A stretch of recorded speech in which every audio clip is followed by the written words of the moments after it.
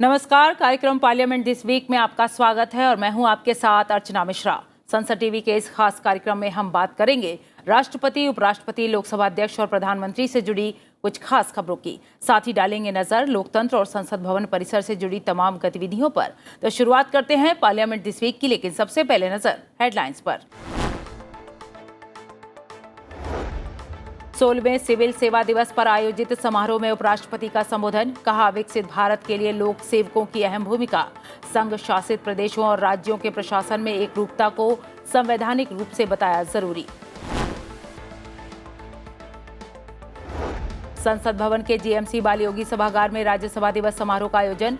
उपराष्ट्रपति जगदीप धनखड़ ने कार्यक्रम को किया संबोधित। उपसभापति हरिवंश समेत सचिवालय के अधिकारी और कर्मचारी भी रहे मौजूद। Danish parliamentary committee for union affairs ने संसद भवन में लोकसभा अध्यक्ष से की मुलाकात। लोकसभा अध्यक्ष ने कहा कि दोनों देश शांति, लोकतंत्र और मानवाधिकारों के समर्थन में हैं आगे। द्विपक्षीय व्यापार और निवेश में बढ़ोतरी का जताया भरोसा। पंचायतों को प्रोत्साहन पर राष्ट्रीय सम्मेलन में राष्ट्रपति द्रौपदी मुर्मू का संबोधन। कहा, पंचायतों को बनाना होगा विकास का केंद्र। समाज के विकास में महिलाओं की विशेष भूमिका। लोकसभा अध्यक्ष ओम बिरला ने पूर्व प्रधानमंत्री चंद्रशेखर की जयंती पर नमन किया। ट्वीट के जरिए संदेश में कहा कि वंचितों के अधिकार और जनहित के प्रति उनका समर्पण हम सभी के लिए प्रेरणादायी। और अब खबरें विस्तार से। संसद भवन के जीएमसी बालयोगी सभागार में राज्यसभा दिवस समारोह का आयोजन किया गया। कार्यक्रम को उपराष्ट्रपति जगदीप धनखड़ ने संबोधित किया। कार्यक्रम में उपसभापति हरिवंश समेत सचिवालय के अधिकारियों और कर्मचारियों ने हिस्सा लिया। उपराष्ट्रपति जगदीप धनखड़ ने विभिन्न प्रतियोगिताओं में भाग लेने वाले मेधावी बच्चों को पुरस्कृत कर उनका उत्साह बढ़ाया। इस दौरान प्रतिभागियों ने कई रंगारंग कार्यक्रम भी पेश किए।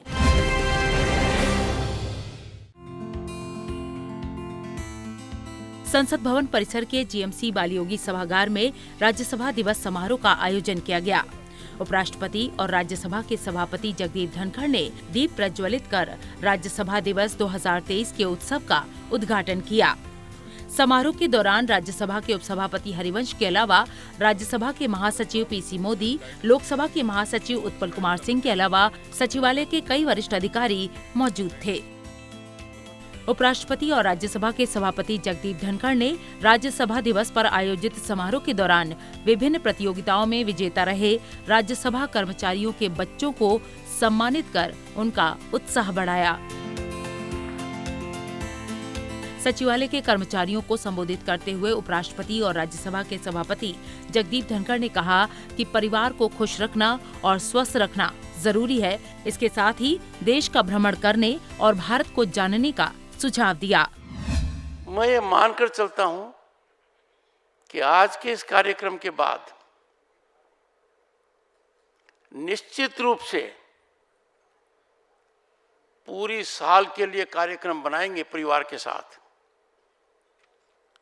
जिनका जैसा मेल मिलाप है इकट्ठे होइए, समय रहते हुए बताइए। आपको आयोजन में बहुत आनंद आएगा और बहुत अच्छा लगेगा। आपके परिजन, मैं बच्चों को कह रहा हूं, जब घर में ठीक रहेंगे, खुश रहेंगे तो राज्यसभा में काम बहुत अच्छा करेंगे, उसमें कोई दिक्कत ही नहीं है।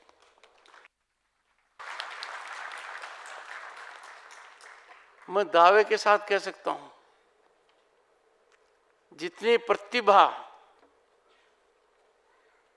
राज्यसभा और लोकसभा के सदस्यों में है, आपको कहीं देखने को नहीं मिलेगी।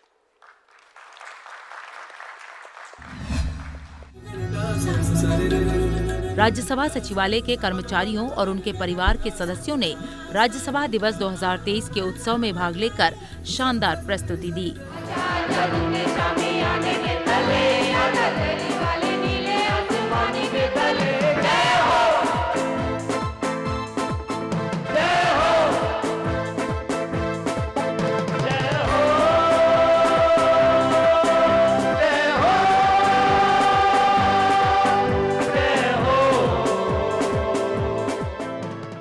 जगा जिते ते मिलन बधाइयां, जगा जिते जगा जिते ते मिलन बधाइयां, जगा जिते जिद्दत मिलन बधाइयां के आया है फतेह करके सूरमा सूरमा माने है जन्मया एक सूरमा सूरमा सूरमा सूरमा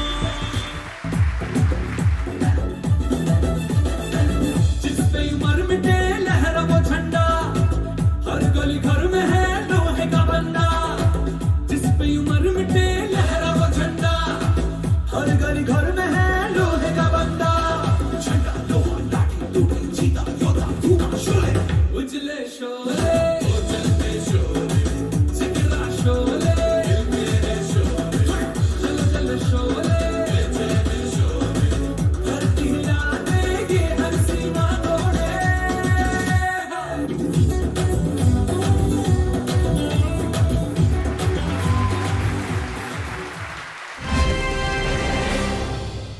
बढ़ते आगे, राष्ट्रपति द्रौपदी मुर्मू ने दिल्ली में पंचायतों के प्रोत्साहन पर राष्ट्रीय सम्मेलन को संबोधित किया। महिलाओं के प्रयासों की सराहना करते हुए राष्ट्रपति ने कहा कि महिलाओं की बढ़ती भागीदारी से ही समाज का सर्वांगीण विकास संभव है। उन्होंने महिलाओं से ग्राम पंचायतों के कार्यों में सक्रिय रूप से भाग लेने को कहा। राष्ट्रपति ने कहा कि पिछले कुछ दशकों में तेज शहरीकरण के बावजूद अधिकांश आबादी अभी भी गांवों में बसती है। राष्ट्रपति ने कहा कि पंचायत केवल सरकारी कार्यक्रमों को लागू करने का जरिया नहीं होना चाहिए, बल्कि पंचायतों को विकास का केंद्र बिंदु बनाना होगा, क्योंकि गांवों के विकास से ही देश की प्रगति संभव है।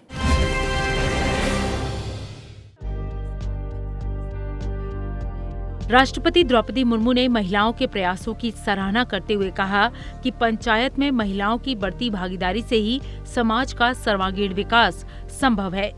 राष्ट्रपति ने ये बात दिल्ली में पंचायतों के प्रोत्साहन पर राष्ट्रीय सम्मेलन को संबोधित करते हुए कही।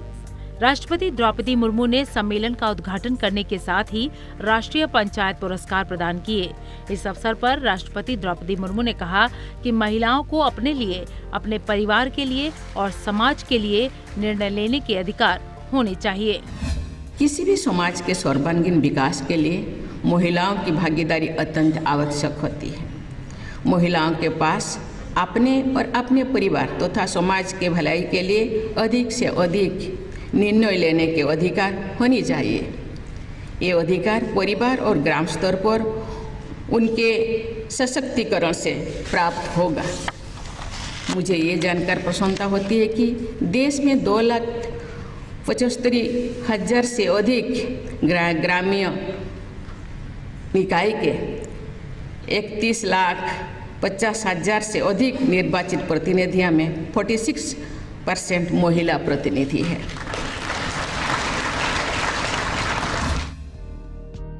गांवों के विकास में पंचायतों की भूमिका को लेकर राष्ट्रपति द्रौपदी मुर्मू ने कहा कि पंचायत न केवल सरकारी कार्यक्रमों को लागू करने का एक साधन है, बल्कि अग्रणी नेतृत्व, योजनाकारों, नीति निर्माताओं और नवप्रवर्तकों को प्रोत्साहित करने का भी स्थान है। उन्होंने पंचायत चुनावों के दौरान शांति और सद्भाव बनाए रखने की जरूरत पर भी जोर दिया। पंचायत केवल सरकार की योजनाओं और कार्यक्रम के कार्यान्वयन का स्थान नहीं है, बल्कि ये नई नई नेतृत्वकर्ता, योजनाकार, नीति निर्माण और इन्वेस्टर को पैदा करने का स्थान भी है। एक पंचायत के बेस्ट प्रैक्टिसेस को अन्य पंचायतों में अपनाकर हम अपने गांव को तेजी से विकसित और समृद्ध बना सकते हैं। कार्यक्रम के दौरान केंद्रीय पंचायती राज मंत्री और कई गणमान्य लोग मौजूद थे। उपराष्ट्रपति जगदीप धनखड़ ने 16वें सिविल सेवा दिवस पर दिल्ली में आयोजित समारोह का उद्घाटन किया। कार्यक्रम को संबोधित करते हुए उपराष्ट्रपति ने कहा कि लोक सेवक विकसित भारत के लक्ष्य को हासिल करने का मजबूत आधार हैं। उपराष्ट्रपति जगदीप धनखड़ ने कठिन परिश्रम के जरिए विकास कार्यों को आगे बढ़ाने के लिए नौकरशाही की सराहना की। उन्होंने कहा कि हमारे लोक सेवा ढांचे में समाज के सभी वर्गों के लोग शामिल हो रहे हैं, जो कि खुशी की बात है। उपराष्ट्रपति ने कहा कि लोक सेवा दिवस लोक सेवकों के लिए स्वयं को फिर से समर्पित करने और अपनी प्रतिबद्धता को नवीन करने का एक अवसर है। साथ ही राष्ट्र हम सब के लिए सबसे पहले हमारा मार्गदर्शक सिद्धांत होना चाहिए। बता दें कि देश में विभिन्न सार्वजनिक सेवा विभागों में लगे अधिकारियों के काम को स्वीकार करने के लिए हर साल 21 अप्रैल को राष्ट्रीय सिविल सेवा दिवस मनाया जाता है।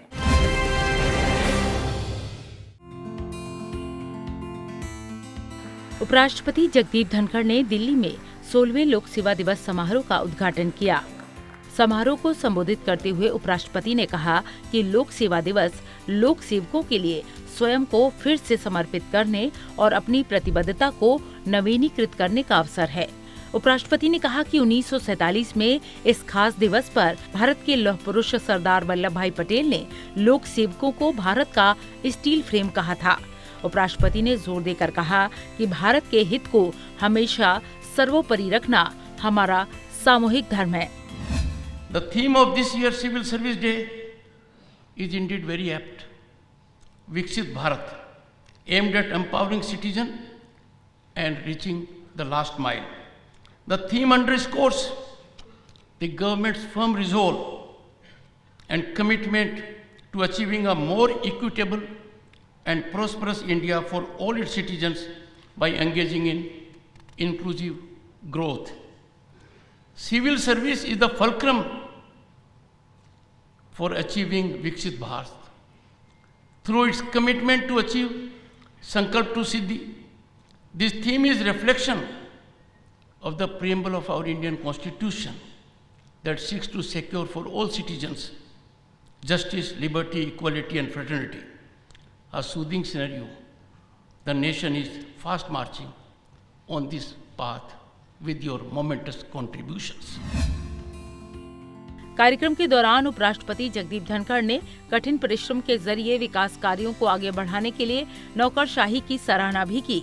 उन्होंने कहा कि विकसित भारत का सपना पूरा करने में लोक सेवकों की अहम भूमिका है।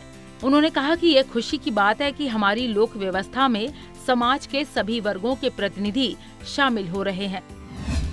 Creditable execution by civil service of governmental initiatives and policies has resulted in India becoming a hub of global value chain to facilitate a new entrepreneurial culture and facilitate innovator startups.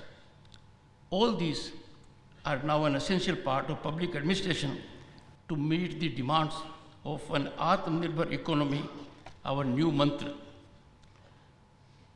People at large are beneficiaries of emergence of an ecosystem that promotes series of system solutions. Minimum government, maximum governance, direct benefit transfer, shift from rule to role, citizen centricity, transparency and accountability in public service delivery are your greatest of attainments. बता दें कि देश में विभिन्न सार्वजनिक सेवा विभागों में लगे अधिकारियों के काम को स्वीकारने और प्रोत्साहित करने के लिए हर साल 21 अप्रैल को लोक सेवा दिवस मनाया जाता है। कार्यक्रम के दौरान केंद्रीय मंत्री डॉक्टर जितेंद्र सिंह और अन्य गणमान्य लोग मौजूद थे। बढ़ते हैं अगली खबर की ओर। Danish parliamentary committee for union affairs ने संसद भवन में लोकसभा अध्यक्ष से मुलाकात की। बातचीत के दौरान लोकसभा अध्यक्ष ने कहा कि दोनों देश शांति, लोकतंत्र और मानवाधिकारों का समर्थन करते हैं। साथ ही दोनों देशों के बीच नियमित संसदीय आदान प्रदान जरूरी है। लोकसभा अध्यक्ष ने दोनों देशों के बीच बातचीत की और एक नियमित प्रक्रिया विकसित करने का भी सुझाव दिया। लोकसभा अध्यक्ष ने बताया कि भारत ने एक पृथ्वी, एक परिवार, एक भविष्य के आदर्श वाक्य के साथ ही G20 की अध्यक्षता ग्रहण की है और जलवायु परिवर्तन के खिलाफ लड़ाई में भारत पूरी दुनिया को एकजुट करेगा।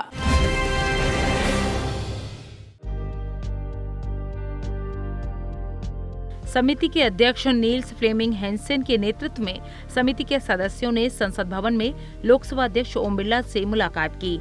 इस अवसर पर लोकसभा अध्यक्ष ने कहा कि भारत विश्व का सबसे बड़ा लोकतांत्रिक राष्ट्र है और डेनमार्क की तरह भारत भी एक जीवंत और परिपक्व लोकतंत्र है। उन्होंने कहा कि दोनों देश शांति, लोकतंत्र और मानवाधिकारों का समर्थन करते हैं और भारत और डेनमार्क के बीच नियमित संसदीय आदान प्रदान होना चाहिए। लोकसभा अध्यक्ष ने सुझाव दिया कि भारत और डेनमार्क के बीच चर्चा संवाद की एक नियमित प्रक्रिया विकसित हो ताकि हम एक दूसरे के लोकतंत्र से सीख सकें और अपने अच्छे अनुभवों को साझा कर सकें। भारत और डेनमार्क के बीच शुरू हुई हरित रणनीतिक साझेदारी का जिक्र करते हुए लोकसभा अध्यक्ष ने कहा कि इस साझेदारी ने दोनों देशों के बीच समन्वय को बेहतर बनाया है। उन्होंने उम्मीद जताई कि आने वाले समय में इस साझेदारी से द्विपक्षीय व्यापार और निवेश में बढ़ोतरी होगी। लोकसभा अध्यक्ष ने उम्मीद जताई कि डेनमार्क और भारत की लोकतांत्रिक मूल्यों के प्रति प्रतिबद्धता अंतर्राष्ट्रीय मंचों पर एक सुदृढ़ साझेदारी को बल देगी। तो कार्यक्रम पार्लियामेंट दिस वीक में वक्त हो गया है एक ब्रेक का। ब्रेक के बाद भी खबरों का सिलसिला जारी है, बने रहिए। ब्रेक के बाद एक बार फिर आपका स्वागत है। बढ़ते हैं अगली खबर की ओर। भारत दौरे पर आए यूरोपीय फ्री ट्रेड एसोसिएशन के शिष्टमंडल ने लोकसभा अध्यक्ष ओम बिरला से संसद भवन परिसर में मुलाकात की। इस मौके पर लोकसभा अध्यक्ष ने कहा कि विश्व शांति अहिंसा को लेकर भारत और यूरोपीय फ्री ट्रेड एसोसिएशन समान रूप से प्रतिबद्ध हैं। उन्होंने कहा कि लोकतंत्र, स्वतंत्रता और कानून के शासन के प्रति हमारे विचार समान हैं। लोकसभा अध्यक्ष ने कहा कि भारत और EFTA देशों के द्विपक्षीय व्यापार में भी लगातार वृद्धि हो रही है। उन्होंने उम्मीद जताई कि लाइफ साइंस, बैंकिंग, बीमा, नवीनीकरण ऊर्जा के क्षेत्र में दोनों पक्ष मिलकर काम कर सकते हैं।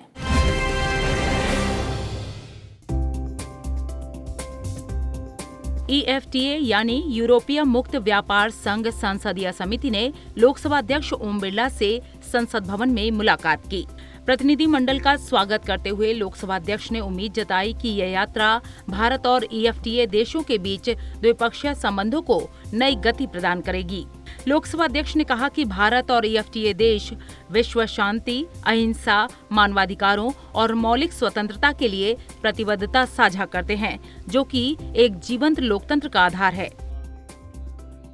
लोकसभा अध्यक्ष ने कहा कि द्विपक्षीय, क्षेत्रीय और वैश्विक मुद्दों पर हाल के वर्षों में भारत और EFTA देशों के बीच द्विपक्षीय संबंध मजबूत हुए हैं।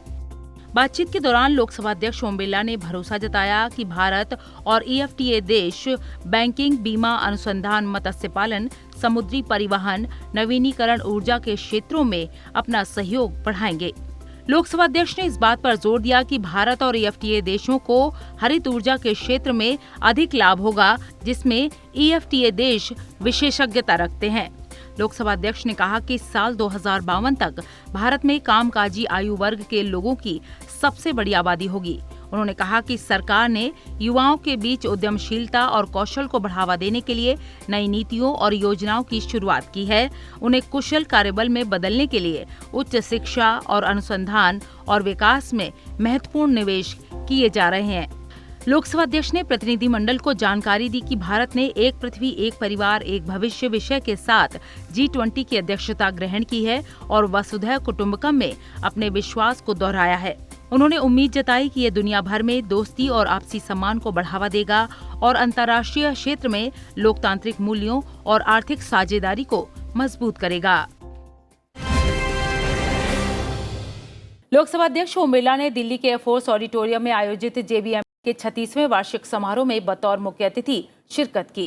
कार्यक्रम को संबोधित करते हुए लोकसभा अध्यक्ष ने भारत रत्न बाबा साहेब डॉक्टर भीमराव अंबेडकर के संविधान निर्माण में योगदान को याद किया। लोकसभा अध्यक्ष ने कहा कि 2047 में सभी के सामूहिक प्रयासों से भारत विकसित राष्ट्र बनेगा और इसके लिए हर क्षेत्र में काम कर रहे लोगों को मिलकर काम करना होगा।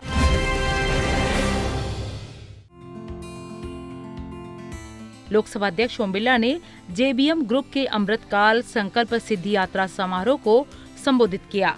कार्यक्रम को संबोधित करते हुए लोकसभा अध्यक्ष ने कहा कि बाबा साहेब डॉक्टर भीमराव अंबेडकर ने देश का संविधान बनाने में अमूल्य योगदान दिया।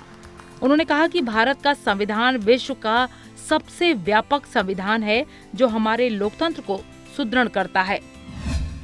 भारत एक ऐसा देश है जहां हमेशा लोकतंत्र प्रणाली और लोकतंत्र पर विश्वास व्यक्त किया और आजादी के बाद हमने दुनिया को बता दिया कि जितनी हमारी विविधताएं हैं वो हमारी ताकत है, हमारी शक्ति है। लेकिन ये सब मिलकर, हम साथ मिलकर हमारे हर संकल्प को हमने पूरा किया है। और आज मुझे खुशी है कि JBM ग्रुप और मारुति सुजुकी ने भी इसी दिशा की ओर कि आने वाले जो 25 वर्ष हैं, जब हमारे आजादी के 100 वर्ष होंगे, तो हमारा जो लक्ष्य है वो विकसित भारत बनाना, हमारी विरासत, हमारे अतीत की संस्कृति को संजोए होते आधुनिक भारत बनाना इन सब के लिए पूरा देश एक साथ मिलकर काम कर रहा है। लोकसभा अध्यक्ष ओम बिरला ने जेबीएम ग्रुप के कामों की सराहना करते हुए कहा कि इन निर्णयों से देश अमृतकाल से स्वर्णिम काल का रास्ता तय करेगा। लोकसभा अध्यक्ष ने कहा कि जब हर व्यक्ति अपने अपने दायित्वों को निभाएगा और राष्ट्र प्रथम की भावना से काम करेगा तो देश अपने आप विकास के पथ पर आगे बढ़ेगा। जब हम सब अपने अपने दायित्वों को निभाएंगे, जिस जगह भी काम कर रहे हैं, जिस सेक्टर में भी काम कर रहे हैं, जिस इंस्टीट्यूशन में काम कर रहे हैं, वहां हम देश को पहले रखकर प्रथम राष्ट्र और इसी संकल्प के साथ काम करेंगे तो हमारी सामूहिक शक्ति इतनी बड़ी है कि हम हर संकल्प को पूरा करेंगे। और इसीलिए हमें नए प्रौद्योगिकी का उपयोग करना है, हमें नवाचारों का उपयोग करना है, हमारे मानव संसाधन के अंदर नए इनोवेशन करने की क्षमता हो, लेकिन हमारी संस्कृति और संस्कार संवेदना हमारे कामों में हो। लोकसभा अध्यक्ष ने इस बात की सराहना की कि यह संस्थान वसुधैव कुटुंबकम की भावना का जीवंत उदाहरण है, जो कि कड़ी मेहनत, समर्पण और सेवा के साथ ही भारत को विश्व का अग्रिम राष्ट्र बनाने में अपना योगदान दे रहा है।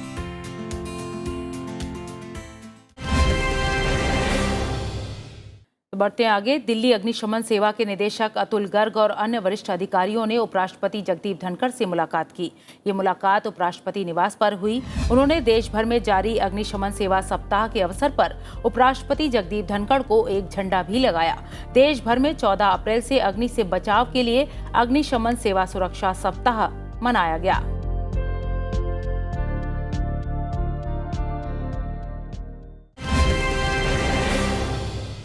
बढ़ते आगे, असम के राज्यपाल गुलाब चंद कटारिया ने लोकसभा अध्यक्ष ओम बिरला से मुलाकात की। ये मुलाकात संसद भवन में हुई। इस दौरान लोकसभा अध्यक्ष और असम के राज्यपाल के बीच विभिन्न विषयों पर चर्चा की गई।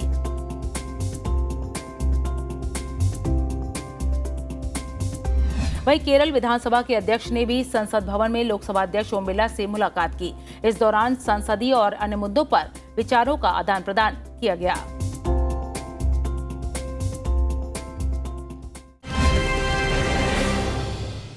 बढ़ते आगे, उपराष्ट्रपति जगदीप धनखड़ और लोकसभा अध्यक्ष ओम बिरला ने हिमाचल दिवस पर हिमाचल प्रदेश वासियों को शुभकामनाएं दी। उपराष्ट्रपति ने ट्वीट के जरिए संदेश में कहा कि देवभूमि हिमाचल प्रकृति और संस्कृति का अनुपम संगम है। यहाँ की समृद्ध वनस्पतियां, जीव जंतु, जीवनदायिनी नदियां और लोगों का स्नेह भरा व्यवहार राज्य को विशेष बनाता है। उन्होंने कामना की कि हिमाचल प्रदेश प्रगति की नई ऊंचाइयों को लगातार छुए। लोकसभा अध्यक्ष ओम बिरला ने भी अद्भुत प्राकृतिक सौंदर्य और समृद्ध सांस्कृतिक विरासत से परिपूर्ण हिमाचल दिवस की समस्त हिमाचल प्रदेश वासियों को शुभकामनाएं दी, बधाई दी। उन्होंने ट्वीट के जरिए संदेश में कहा कि ये पुण्य देवभूमि निरंतर प्रगति और समृद्धि के मार्ग पर गतिमान रहे।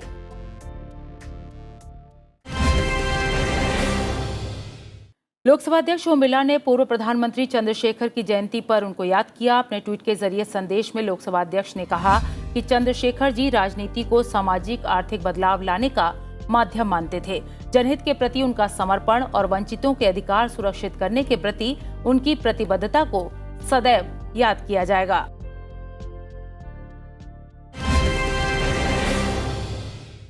बढ़ते हैं आगे, लोकतंत्र में संसदीय समितियों का अहम स्थान है। समय समय पर इन संसदीय समितियों की बैठक होती है। विभिन्न मुद्दों पर चर्चा के बाद ये समितियां अपनी रिपोर्ट सभा के समक्ष रखती हैं। तो आइए जान लेते हैं सप्ताह लोकसभा में किन किन संसदीय समितियों की बैठक हुई।